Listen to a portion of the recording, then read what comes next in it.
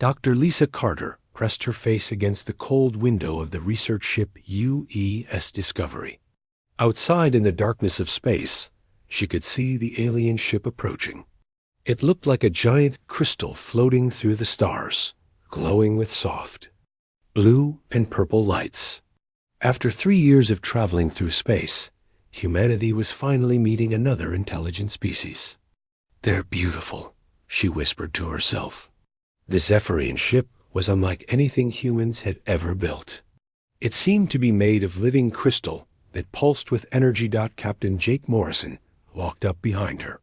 He was a tall man with gray hair and tired eyes. Leading humanity's first contact mission had been weighing on him for months. "Are you ready for this, Doc?" Lisa nodded. She had studied every piece of information they had about the Zephyrians. The aliens were peaceful traders who traveled between star systems. They had agreed to meet humans at this neutral location in space. But meeting aliens for the first time was still terrifying. "The translator is working perfectly," Lisa said. "We should be able to understand each other without problems." The airlock hissed open, and 3 Zephyrians floated into the Discovery. Lisa gasped. They were even more beautiful in person. Their skin looked like polished crystal, shifting between different colors as they moved. They were tall and thin, with large eyes that seemed to hold ancient wisdom. When they walked, they made soft musical sounds. The leader stepped forward. She was elegant and graceful, with silver markings on her crystal skin. "I am Ambassador Kithara of the Zephyrian Trade Federation," she said. Her voice sounded like wind chimes. "We greet you, humans of Earth." Captain Morrison smiled and extended his hand. "Welcome aboard the Discovery. I'm Captain Jake Morrison. This is Dr. Lisa Carter, our head scientist." Kithara looked at the captain's outstretched hand with confusion. Lisa quickly explained that humans shake hands as a greeting. The ambassador carefully touched the captain's hand with her own. Her skin felt warm and smooth like glass. "We have brought gifts," Kithara said. 2 other Zephyrians stepped forward, carrying boxes that glowed with soft light. "These are songs from our homeworld, stored in crystal form." "That's amazing," Lisa said. "We brought gifts too, music from Earth, and examples of our art and literature." As they exchanged gifts, a smaller figure peeked out from behind Ambassador Kithara. It was clearly a young Zephyrian, about the size of a human 10-year-old. The little alien had the same crystal skin as the adults, but it sparkled more brightly and changed colors more quickly. "This is my sparkling, Zixit," Kithara said with obvious pride in her voice. He insisted on coming to meet the humans. The young Zephyrian waved shyly at the humans. His large eyes were full of curiosity as he looked around the ship. "He's adorable," Lisa said, smiling at the little alien. Captain Morrison suggested they give the Zephyrians a tour of the ship. As they walked through the corridors, Zixit kept running ahead to explore. He was fascinated by everything he saw. The gravity system, the computer terminals, even the simple door controls amazed him. They reached the dining hall just as the lunch shift was beginning. The room was full of crew members eating their meals and talking loudly. Lisa noticed Kithara's eyes growing wide as she watched the humans eat. Engineer Pete Rodriguez was sitting at a nearby table, enjoying his lunch.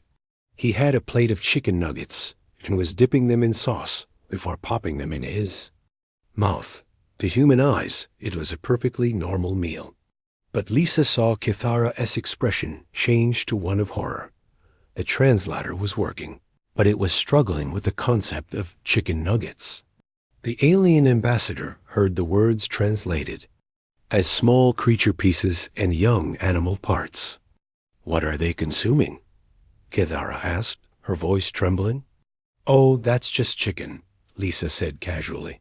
"It's very popular food on Earth." The translator rendered this as small flying creature and favored nourishment of human offspring. Kithara took a step back, pulling her sparkling closer to her dot at another table. Nurse Jenny Parker was eating fish sticks.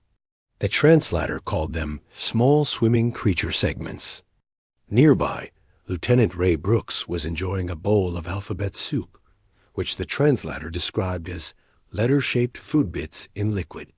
But the moment that caused Kithara to panic came when Pete Rodriguez pulled out a bag of gummy bears. The colorful candy looked like tiny humanoid figures to the Zephyrian ambassador. She watched in mounting terror as the human engineer casually bit the head off a red gummy bear. "By the crystal gods," Kithara whispered. "They consume creatures that look like small people." The translator picked up her words, and several crew members turned to look at the aliens. Pete Rodriguez smiled and offered the bag of gummy bears. To the group, "Want some candy?" he asked cheerfully. "They're really good." The translator rendered this as, "Desire some small creature forms? They are very tasty." Kithara made a sound like breaking glass. She grabbed Zixit and held him tightly against her chest. The young sparkling looked confused and frightened by his mother's sudden panic. "Captain Morrison," Kithara said, her voice shaking. "Are humans ... Do your people consume other intelligent beings?" The captain looked confused. "What? No, of course not. Why would you think that?" But Kithara wasn't listening. She was backing away from the humans, protecting her child. Her crystal skin had turned dark red, which Lisa guessed meant fear or anger. "The small ones," Kithara said, pointing at Pete's gummy bears. "They look like children. And you speak of consuming young creatures." Lisa realized what was happening. The translator was creating a terrible misunderstanding. She tried to explain about artificial food coloring in candy, but the concepts didn't translate well. To Kithara, it sounded like humans were describing different ways to prepare young creatures for eating. "We need to go," Kithara said firmly. "Zixit, stay close to me." But the curious young sparkling had wandered away while the adults were talking. He was fascinated by a vending machine and was trying to figure out how it worked. When he pressed a button, a bag of animal crackers fell out. Zixit picked up the bag and showed it to his mother, excited by his discovery. Through the clear plastic, Kithara could see small cookies shaped like animals. The translator identified them as small creature forms for consumption. That was the last straw. Kithara let out a cry of terror and snatched the bag from her son's hands. She picked up Zixit and ran toward their quarters, the other Zephyrians following behind her. "Wait," Captain Morrison called after them. "There's been a misunderstanding, but it was too late." The aliens had locked themselves in their guest quarters and weren't responding to communication attempts. The ship's computer showed that they had sent an emergency message to the Zephyrian fleet. Lisa sat down heavily in a chair. "This is a disaster," she said. "They think we eat children." Captain Morrison rubbed his temples. "How do we fix this? How do we convince them that gummy bears and chicken nuggets aren't actually children?" Outside their quarters, they could hear Kithara speaking rapidly to her son in their musical language. The young sparkling sounded confused and scared. Every few minutes, they heard him ask a question, and his mother's responses grew more protective and worried. Dr. Carter stared at the locked door. Humanity's first contact with an alien species was turning into a nightmare. If they couldn't fix this misunderstanding, it could mean war instead of friendship. The Zephyrians might tell other alien species that humans were monsters who ate. Children. As the hours passed, the situation only got worse. The aliens refused to come out of their quarters, and long-range sensors detected Zephyrian ships heading their way. Captain Morrison knew they had to find a solution fast, before first contact became humanity's first intergalactic incident. 3 days had passed since the Zephyrians locked themselves in their quarters. Captain Morrison was getting desperate. Every few hours, he would stand outside their door and try to explain about human food. He brought pictures of chickens and cows. He showed them videos of candy factories. But the aliens wouldn't even open the door. They sent another message to their fleet. Communications Officer Amy Nelson reported, "The Zephyrian ships will be here in 2 days." Dr. Lisa Carter shook her head sadly. "This is all my fault. I should have prepared better for the cultural differences." Security Officer Danny Cooper had been watching the whole situation quietly. Danny was different from most of the other crew members. Before joining the space service, he had been an elementary school teacher on Earth. He was good with scared children. He knew how to be patient and gentle. Danny had noticed something the others missed. Late at night, when the ship was quiet, he could hear soft sounds coming from the ventilation system. Small footsteps and quiet breathing. Someone was crawling through the air ducts. That night, Danny went to investigate. He brought a flashlight and crawled into the maintenance tunnels that connected to the ventilation system. After searching for an hour, he found what he was looking for. There, huddled in a corner where 2 air ducts met, was little Zixit. The young Zephyrian was scared and alone. His crystal skin was dim and gray, which Danny guessed meant he was sad or frightened. "Hey there, little guy," Danny said softly. He kept his voice low and gentle, the same way he used to talk to scared students. "Are you okay?" Zixit looked up with his big eyes. He didn't run away, but he pressed himself against the wall of the duct. Danny could see that the young alien was curious about him, even though he was afraid.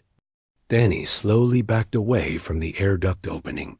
He didn't want to scare the little sparkling more than he already was. Instead, he sat down on the floor nearby and started talking in a quiet voice. "I know you're scared," Danny said. "Your mom thinks we're dangerous, but we're not going to hurt you. We would never hurt a child." Zixit couldn't understand the words, but he seemed to understand Danny's gentle tone. The little alien crept closer to the opening of the duct. Danny had an idea. He reached into his pocket and pulled out a small notepad and a pen. He started drawing simple pictures. First, he drew a stick figure of himself smiling and waving. Then he drew a picture of Zixit with his crystal skin sparkling. He held up the drawings so the young Zephyrian could see them. Zixit's eyes grew wide with interest. He had never seen anyone draw pictures before. Danny tore out the page and carefully placed it near the duct opening. Then he backed away. After a few minutes, a small crystal hand reached out and grabbed the paper. The next day, Danny came back to the same spot. He brought more supplies this time. Colored pencils, more paper, and a small music box that played gentle melodies. He sat down and started drawing again. This time, he drew pictures of Earth. He drew trees and flowers, cats and dogs, children playing in parks. He drew the sun and the moon and the ocean. Each drawing he placed near the duct opening and backed away. Zixit was getting braver. Danny could see him watching from inside the duct. The little alien seemed fascinated by the drawings and the music box. On the 3rd day, Danny brought children's books. He sat near the duct and started reading out loud. The ship's computer automatically translated his words into Zephyrian language, so Zixit could understand the stories. Danny read stories about brave children who went on adventures. He read about animals who were friends with humans. He read funny stories that made him chuckle as he told them. From inside the duct, Danny could hear soft sounds. He thought Zixit might be laughing at the funny parts of the stories. Meanwhile, the situation in the rest of the ship was getting worse. The Zephyrian fleet was getting closer. Captain Morrison had tried everything he could think of. He had even asked the ship's cook to prepare vegetarian meals to show that humans didn't only eat meat. But the aliens still wouldn't talk to them. Ambassador Kithara spent her time holding her son close and telling him scary stories about the humans. She was convinced that they were monsters who ate alien children. Every noise in the corridor made her more frightened, But Zixit was starting to act strangely. During the day, he seemed less scared than his mother. Sometimes she caught him humming little melodies. Once, she found him drawing pictures on the wall with his finger, making the crystal glow in different colors. "What are you doing, my sparkling?" she asked him. "Just playing, Mother," Zixit replied. But he didn't tell her about the kind human who brought him pictures and stories. Danny had started bringing food to leave near the duct. Not human food, which might scare the little alien, but things from the ship's garden. Fresh fruits and vegetables, clean water in a small cup. He noticed that the food disappeared each night. On the fourth day, something wonderful happened. When Danny arrived at his usual spot, he found a small drawing waiting for him. It was made by glowing crystal residue on a piece of metal. The drawing showed a stick figure that looked like Danny, and next to it was a sparkling figure that was clearly Zixit. Both figures were smiling. Danny's heart felt warm. The little alien was trying to communicate with him. He carefully picked up the metal piece and held it like it was made of gold. That day, instead of just reading stories, Danny started teaching Zixit simple human words. He pointed to himself and said, "Danny." He pointed toward the duct and said, "Zixit." He held up an apple and said, "Food." He smiled and said, "Happy." From inside the duct, he heard a small voice trying to repeat the words. "Then why?" the voice said carefully. "Pot pie." Danny felt tears in his eyes. This little alien child was just like human children, curious, brave, and eager to learn new things. How could anyone think humans would hurt someone so innocent and wonderful? As the days continued, Zixit grew more comfortable with Danny. The little alien would poke his head out of the duct opening and watch Danny draw. Sometimes Zixit would make musical sounds, and Danny would try to hum along. Danny started bringing more complex gifts. A small stuffed animal that he had brought from Earth, a kaleidoscope that made pretty patterns when you looked through it, a harmonica that made music when you blew into it. Each gift made Zixit more excited. The young Zephyrian had never seen toys like these before. His people made beautiful art and music, but they didn't have stuffed animals or kaleidoscopes.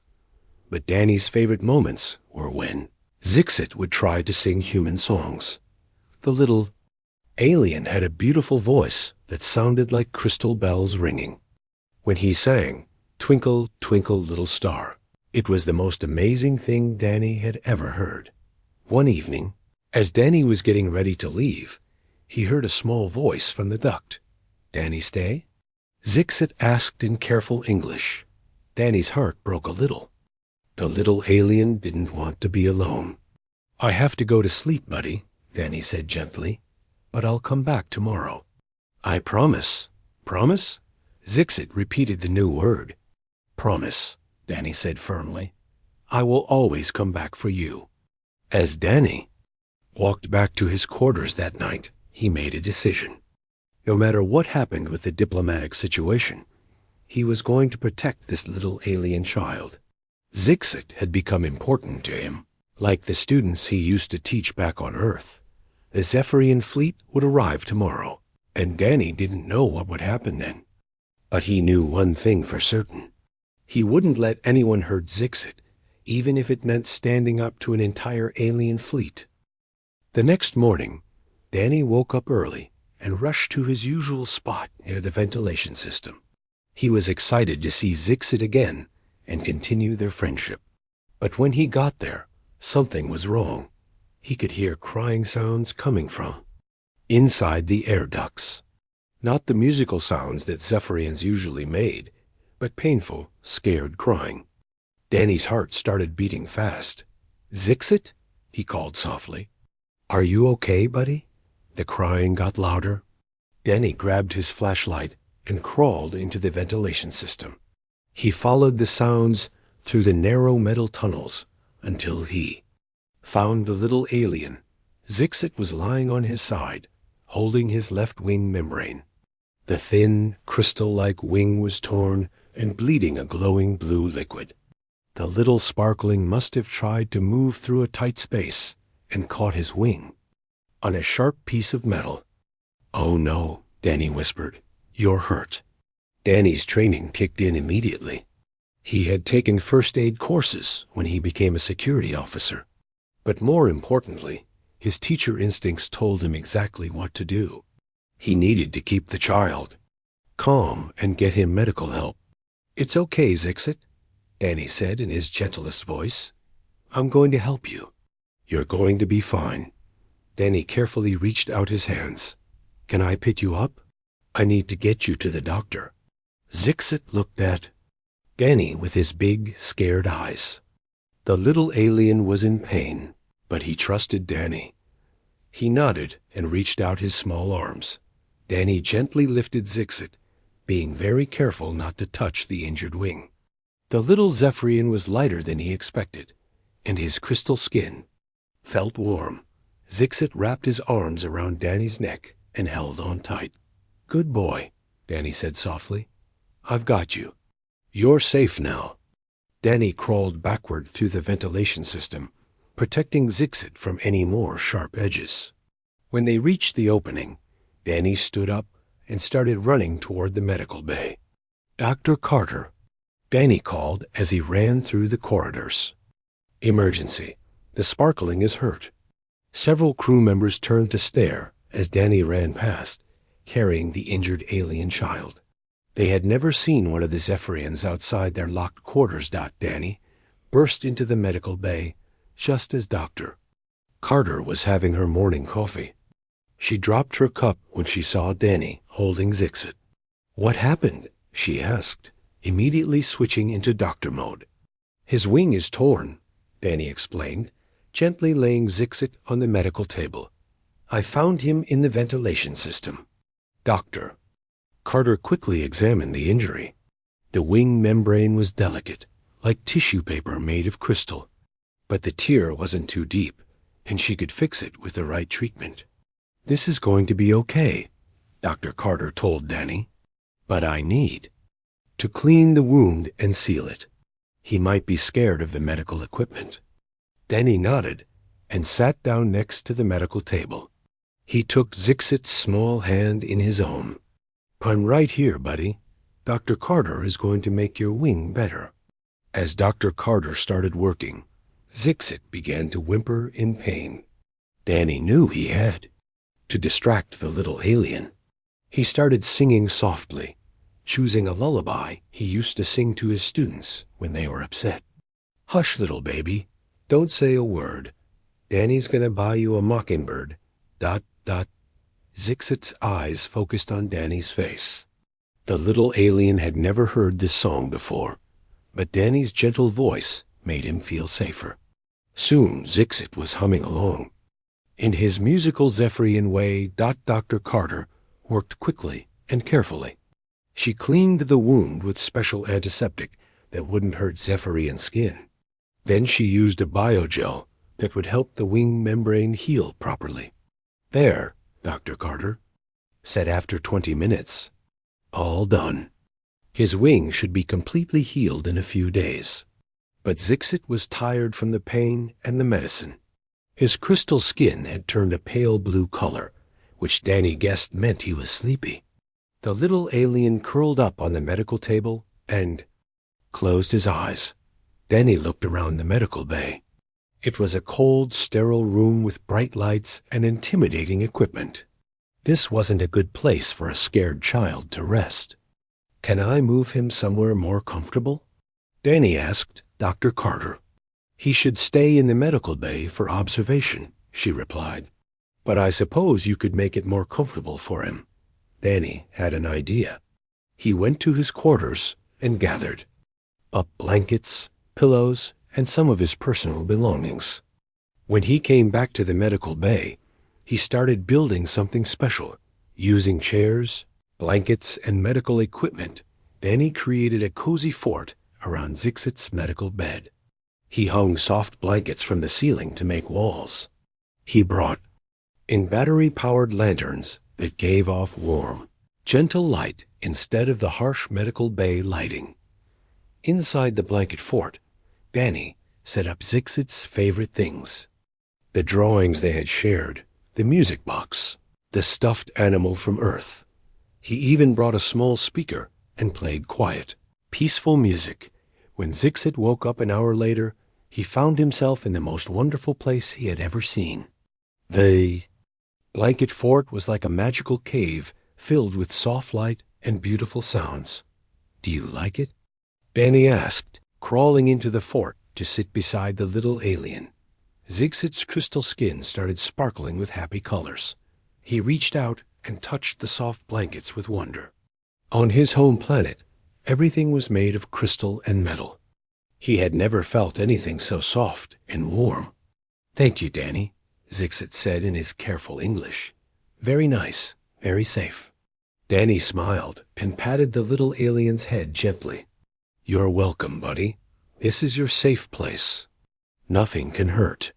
You here." Lieutenant Amy Nelson, the communications officer, had been working on a special project. She had noticed that Zixit communicated through color changes in his skin and musical sounds. She had been developing a translation system that could turn these signals into words that humans could understand. Amy brought her new device to the medical bay. It looked like a small tablet computer with colorful lights on the screen. "I think this might help Zixit talk to us better," Amy explained to Danny. "Watch this." Amy activated the device and held it near Zixit. When the little alien's skin changed to a bright yellow color and he made happy chirping sounds, words appeared on the screen, feeling joyful and grateful. Zixit's eyes went wide with amazement. He had never seen his own emotions translated into human words before. He started experimenting, changing his skin colors and making different sounds. When he turned his skin purple and sang a low, sad note, the device translated, "Missing mother, feeling lonely."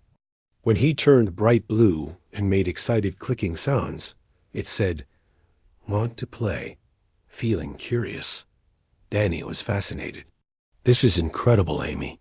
He can really talk to us now."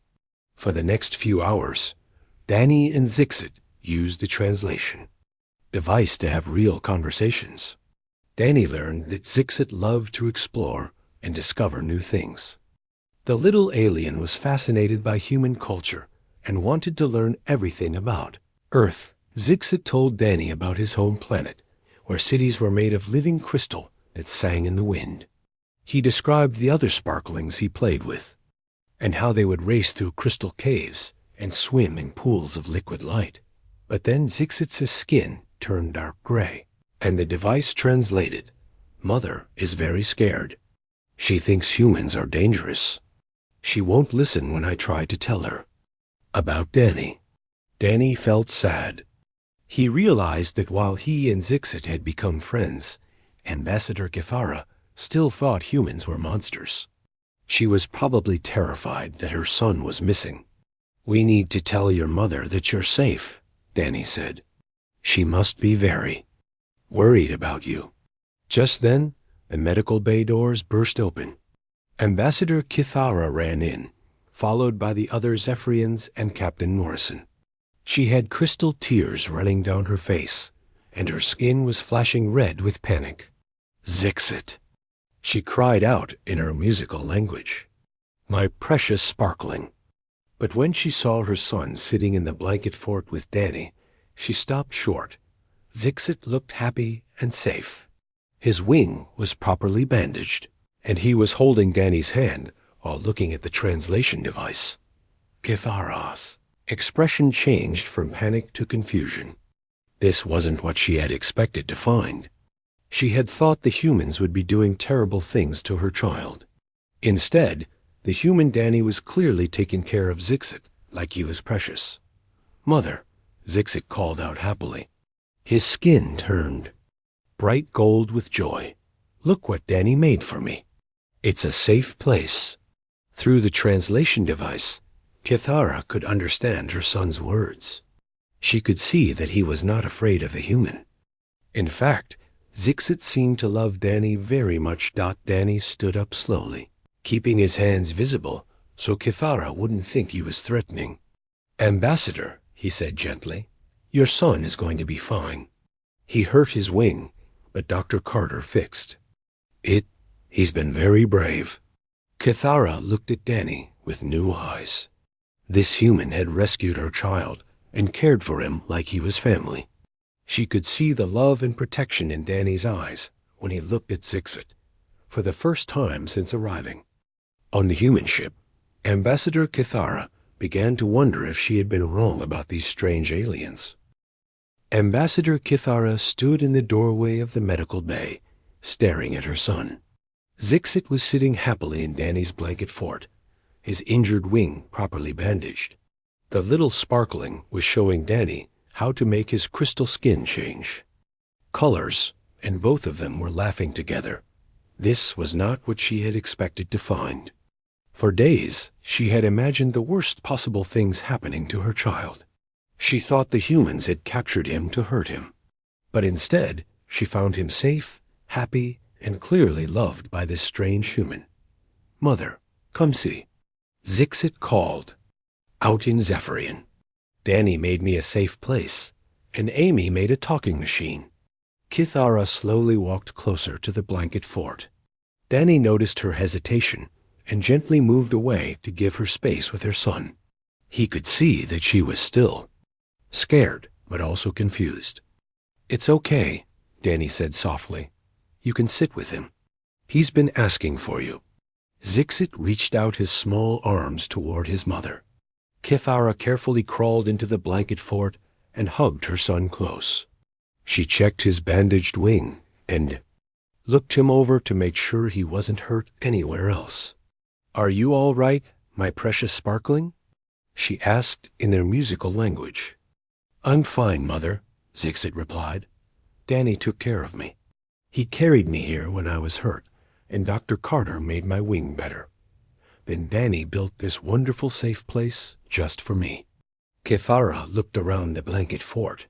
It was clear that someone had put a lot of thought and love into making it comfortable for a child.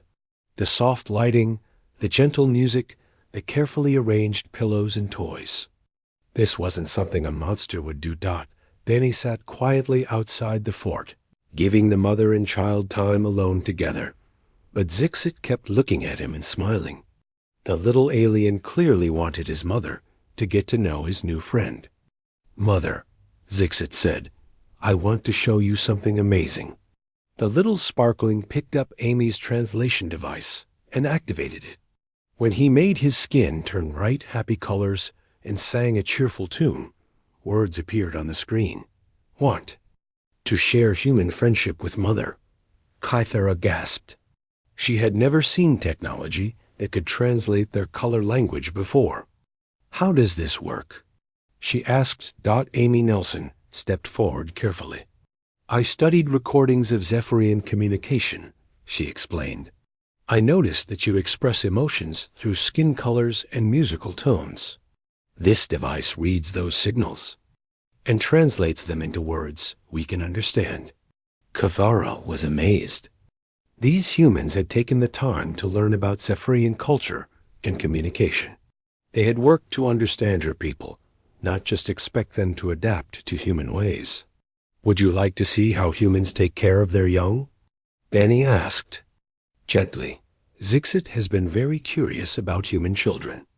Kithara's skin flickered with uncertainty, but Zixit's eyes lit up with excitement. "Oh yes, Mother. Danny has been telling me wonderful stories about human sparklings." Danny pulled out a tablet computer and showed them videos from Earth. First video showed human children playing in a playground. Little boys and girls were laughing as they swung on swings, slid down slides, and played games together. Zixit watched with fascination. "They're so different from us, but they play just like sparklings do," he said through the translator. The next video showed a human school. Children sat at desks, learning to read and write. They raised their hands to ask questions, and the teacher helped them with patience and kindness. "The adult humans teach the young ones, just like we do," Kithara observed. Her skin was slowly changing from fearful red to curious Blue Dot Danny showed them more videos. Human families eating dinner together, with parents cutting food into small pieces for their children.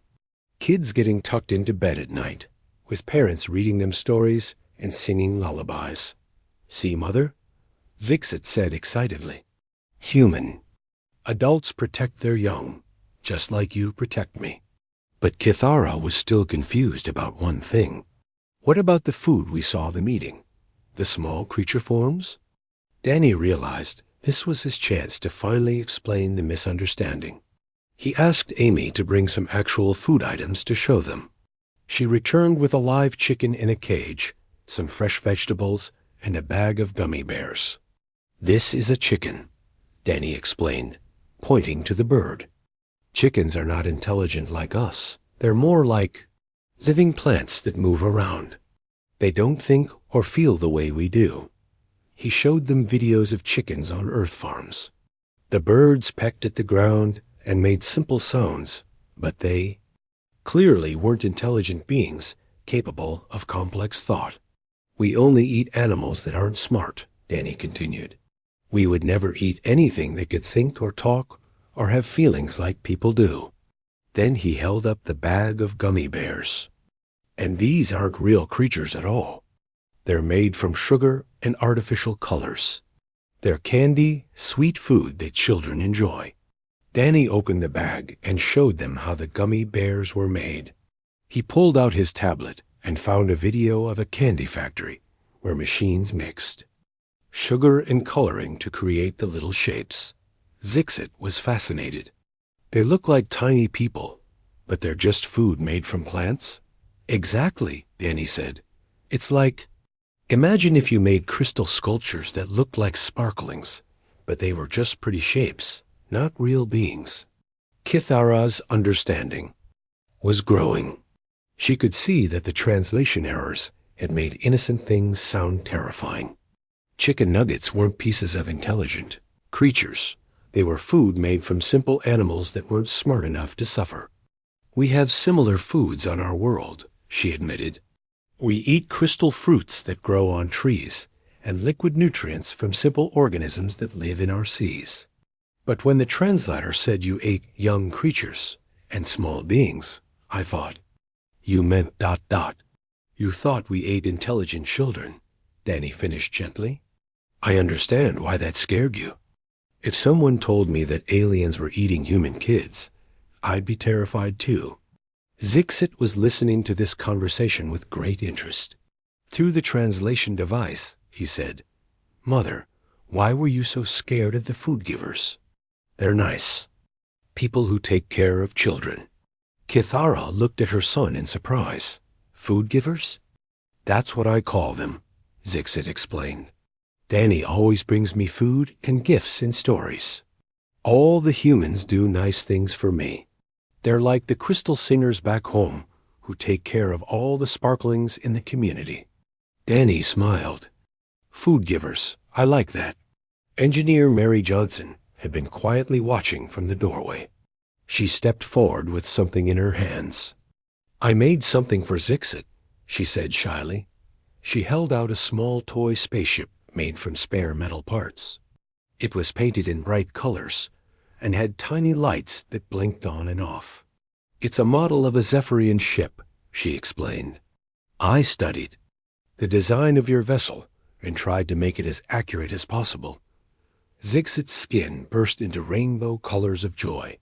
He had never seen a toy like this before. On his world, art was made from living crystal, but this metal creation was something entirely new and wonderful. Thank you, Zixit said in English, hugging the toy ship to his chest. It's beautiful. More crew members started arriving at the medical bay. Word had spread through the ship that the young Zephyrian was safe and that the crisis might be ending. Navigator Chris Martinez brought star charts to show Zixit the route they had taken from Earth. Chef Roberto Silva brought cookies shaped like flowers instead of animals, just to be safe.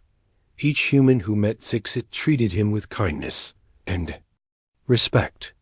They spoke to him gently, offered him gifts, and showed genuine interest in his culture and his well-being. Kithara watched all of this with growing amazement. These humans weren't monsters at all. They were a species that naturally protected and cared for young beings, even children from other worlds. "I have made a terrible mistake," she said to Captain Morrison. "I judged your people based on fear and misunderstanding. You are not the monsters I thought you were." Captain Morrison smiled with relief. "We all make mistakes when we're scared. For our children. What matters is that we can learn and understand each other now." Zixit looked up at his mother with wise eyes. "Mother, I knew they were good people from the beginning. Danny never scared me. He was always kind and gentle. He protected me when I was hurt and made me feel safe when I was alone." Through the translation device, Zixit's next words made everyone in the room smile. "I think humans are the best food givers in the galaxy. They feed not just bodies, but hearts and minds too." Kithara's skin turned a warm golden color that meant deep gratitude and affection. She looked at Danny with new eyes. This human had not only saved her son's life, but had shown him love and care when she couldn't be there. "Thank you," she said to Danny. "You have given me back my faith in the kindness of strangers." Danny blushed and looked down at his hands. "I just did what anyone would do for a scared kid." Zixit is special. He's brave and curious and smart. Any adult would be lucky to help take care of him. As the day went on, the barriers between humans and Zephyrians continued to break down. They shared stories, compared cultures, and discovered that, despite their different appearances, they had very similar values when it came to protecting and nurturing their young. The crisis that had almost destroyed first contact was turning into the foundation of a beautiful friendship between two species who both believed that children were precious gifts to be protected and cherished. The next morning brought terrible news. Long-range sensors detected a massive fleet of alien ships approaching the Discovery. But these weren't Zephyrian vessels. Captain Morrison recognized the dark, angular designs immediately. "Hegemony warships," he announced grimly to his crew. 12 battle cruisers, heavily armed. The Hegemony was a ruthless alien empire that conquered other species and enslaved them. They had been watching the first contact between humans and Zephyrians, waiting for the perfect moment to strike. If they could destroy both groups at once, they would eliminate 2 potential threats to their expansion. "They're jamming our communications," Amy Nelson reported. "I can't send a distress signal to Earth or the Zephyrian fleet." Ambassador Kithara's skin turned pale with fear when she learned about the approaching enemy. "The Hegemony destroyed my sister's colony 5 years ago," she told Captain Morrison. "They show no mercy to anyone, especially children." Danny was in the medical bay with Zixit when the ship's alarm started blaring. The little sparkling looked up at him with frightened eyes. "What's happening, Danny?" Zixit asked through the translation device. "Bad aliens are coming," Danny explained gently. "But don't worry. We're going to keep you safe." Captain Morrison's voice came over the ship's speakers. "All crew to battle stations. This is not a drill. Protect the civilians at all costs." Danny knew he had to get Zixit to the ship's most secure location. He picked up the little alien and started carrying him toward the reinforced safe room, deep inside the Discovery dot.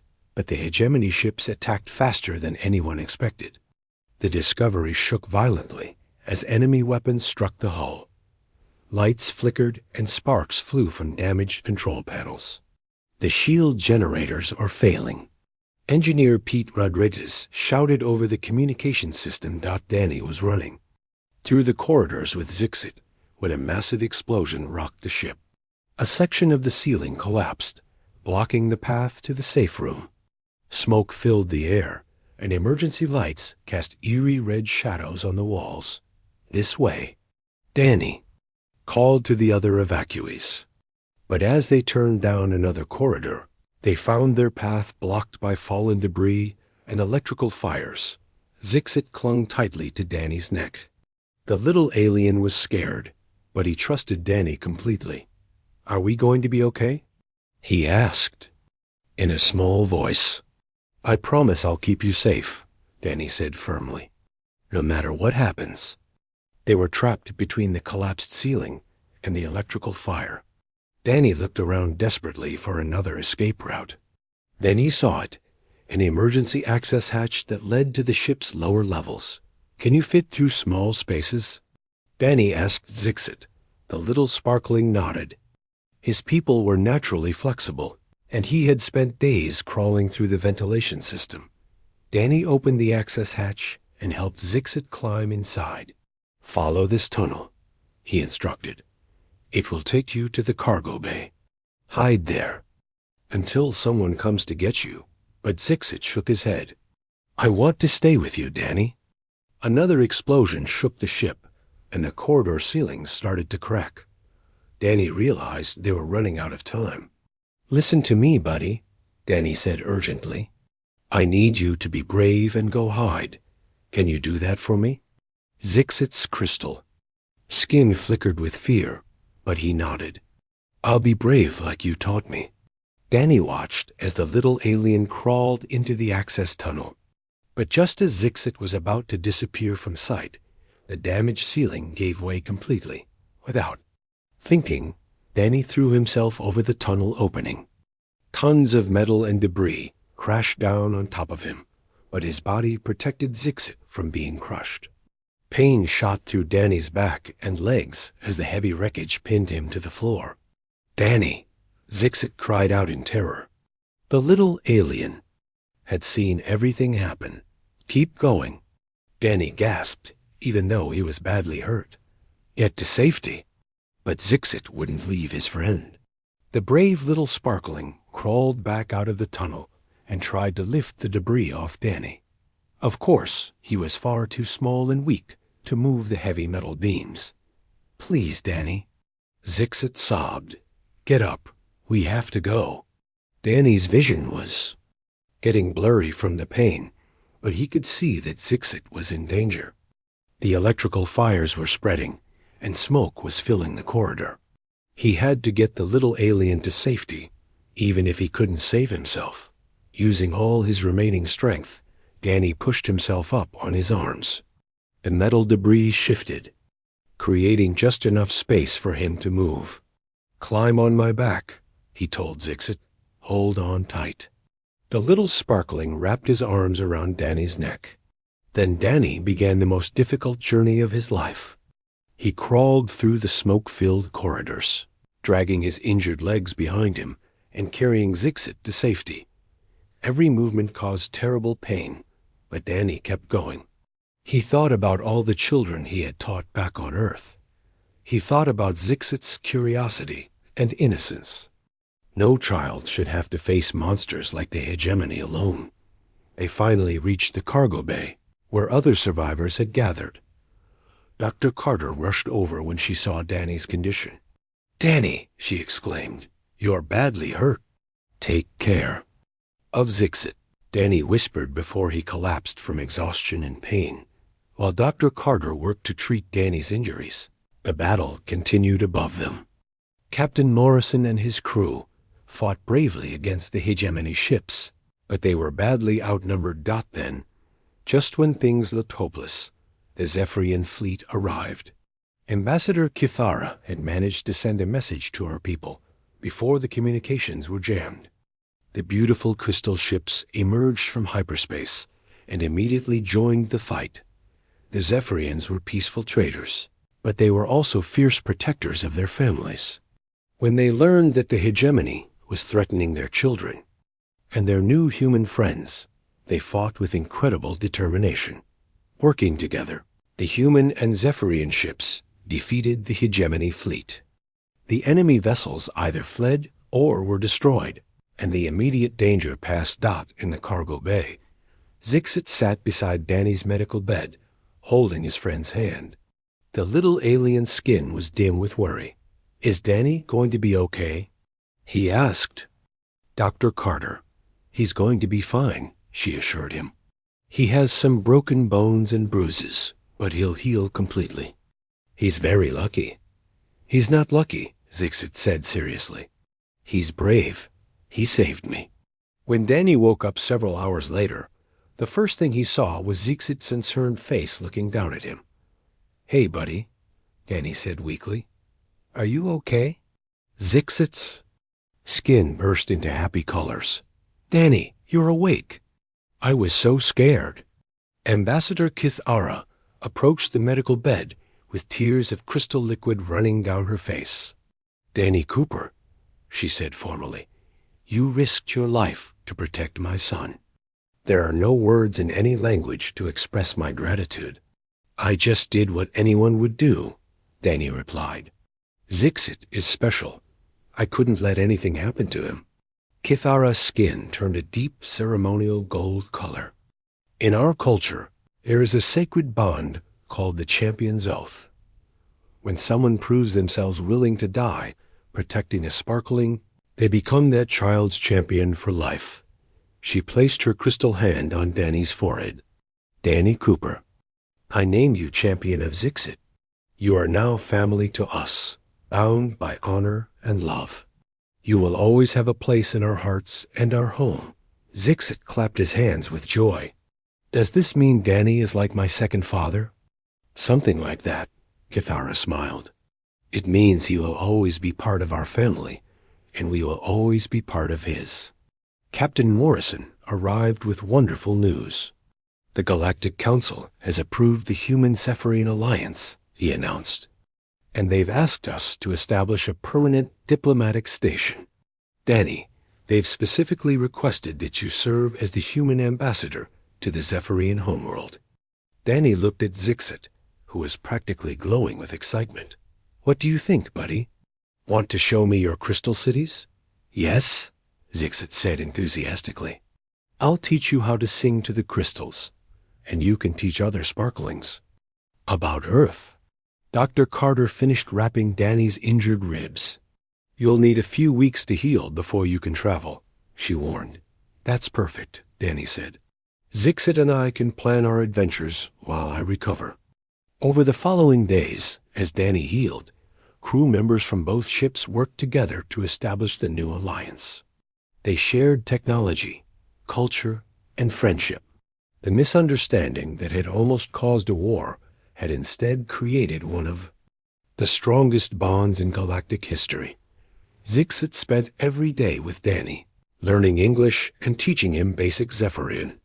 The little alien had become the unofficial junior ambassador, helping adults from both species understand each other. "Danny," Zixit said one evening as they watched the stars together, "thank you for being my champion." "Thank you for being my friend," Danny replied. "You taught me that families can come from anywhere in the universe." As the Discovery prepared to travel to the Zephyrian homeworld, Danny knew his life had changed forever. He had come to space as a security officer, but he had found something much more important. He had found a son who happened to be from another world, and a family that spanned the stars. The universe was vast and full of wonders, but the greatest wonder of all was the love between different species who chose to protect and care for each other's children. That love would light the way to a peaceful future among the stars.